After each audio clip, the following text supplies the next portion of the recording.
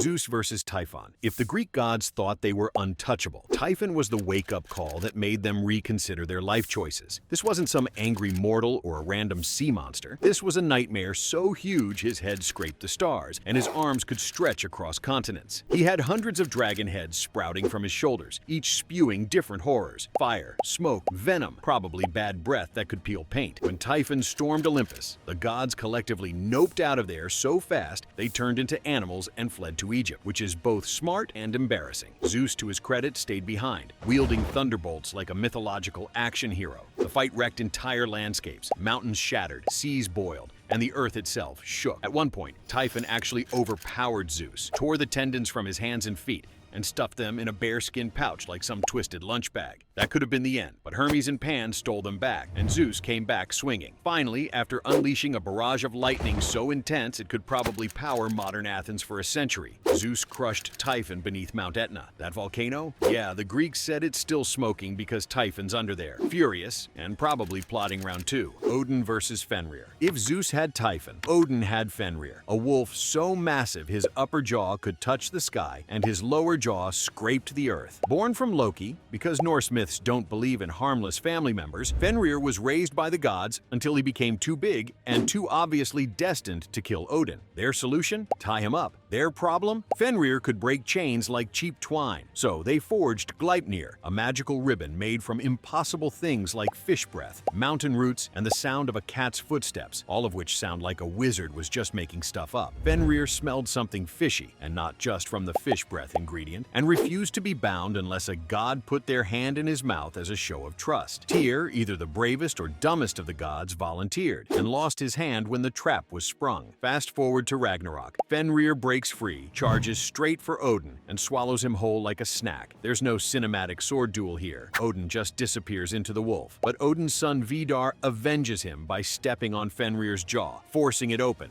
and stabbing him in the heart. Moral of the story? Don't adopt magical apocalypse wolves unless you're okay with your retirement plan ending in fangs. Ra versus Apophis. Greek and Norse gods had their big one-time battles, but Ra, he had to clock in for his fight every single night. Egyptian mythology says Ra, the sun god, traveled through the underworld after sunset, sailing on his divine boat. Every night, Apophis, a chaos serpent the size of a mountain range, would try to ambush him. This wasn't just a monster attack. If Ra lost, the sun wouldn't rise, and the world would freeze in eternal darkness. Apophis could swallow the sun whole, so Ra had to bring backup. Gods like Set, ironically sometimes the bad guy, Bastet, and others acted as his crew. The battles were intense. Apophis would wrap around the boat, whip up storms, and try to flip it over like some cosmic crocodile. Ra blasted him with divine light, stabbed him with spears, and pinned him long enough to escape. And then he had to do it all over again the next night. Imagine fighting the same boss battle on repeat for eternity. No wonder Ra sometimes needed help. In the myth, Apophis is never truly killed, just beaten back, which means every sunrise in Egyptian belief was proof that for one more day, the gods had won. And every sunset was basically Ra sighing, "Here we go again." Indra versus Vritra. In Hindu mythology, some fights are so big they explain the entire weather system, and Indra's battle with Vritra is one of them.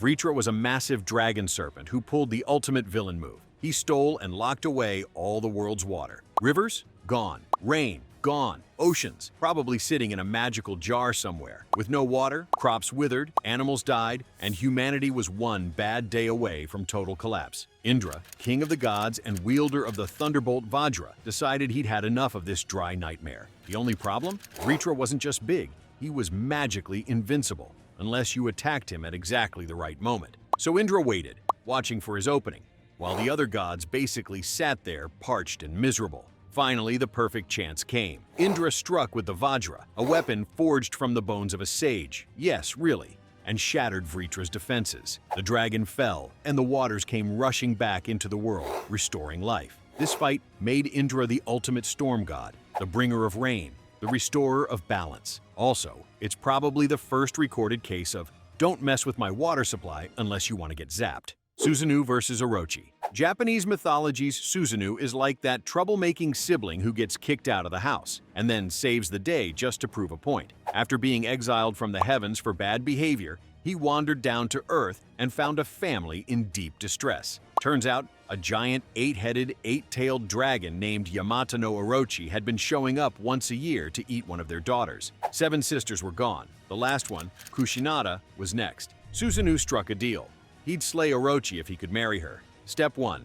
Get the dragon drunk. He brewed 8 massive vats of sake, 1 for each head. Orochi slurped them up like it was happy hour at the apocalypse, and soon the beast was too tipsy to move. Susanoo charged in, slicing off head after head until all 8 were down. When he cut open the final tail, he found a legendary sword inside, the Kusanagi, which later became one of Japan's imperial treasures. So, in one night, he saved a girl, killed a monster, and scored a priceless weapon. That's what you call a very productive evening. Set versus Horus. If Greek myths are soap operas, Egyptian myths are full-on family courtroom dramas, and the grudge match between Set and Horus was the ultimate custody battle. Set murdered his brother Osiris to steal the throne of Egypt, chopping him into pieces and scattering them like some deranged puzzle. Isis, Osiris's wife, reassembled him long enough to conceive a son, Horus. When Horus grew up, he wanted revenge, but Set wasn't about to give up the throne without a fight. Their battles went on for 80 years.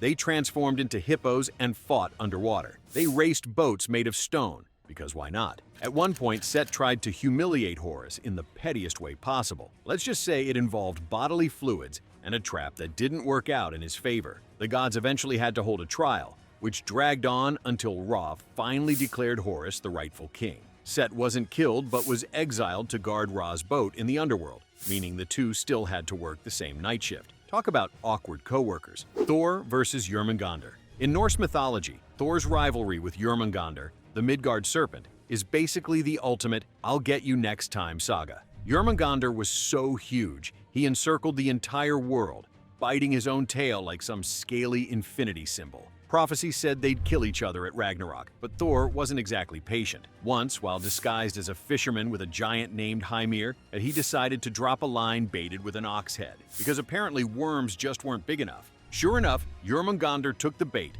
and the sea exploded into chaos. Thor hauled him up, and the two locked eyes. One god, one world-sized serpent, both furious. Thor raised his hammer to smash the serpent, but Hymir, terrified the fight would destroy the world early, cut the line. The serpent sank back into the depths, and Thor had to wait for round 2. At Ragnarok, they finally got their rematch. Thor smashed Jormungandr's skull, but the serpent's venom filled the air. Thor walked 9 steps before collapsing dead. A perfect Norse ending. Victory, but with the cheeriest possible side of doom. Amaterasu versus Susanoo. Not all godly battles are about killing monsters. Sometimes they're about sibling drama so intense it literally changes the world. Amaterasu, the sun goddess, ruled the heavens with dignity. Her brother Susanoo, the storm god, was less dignified. After losing a bet and being forced to leave heaven, he decided to go out with a bang.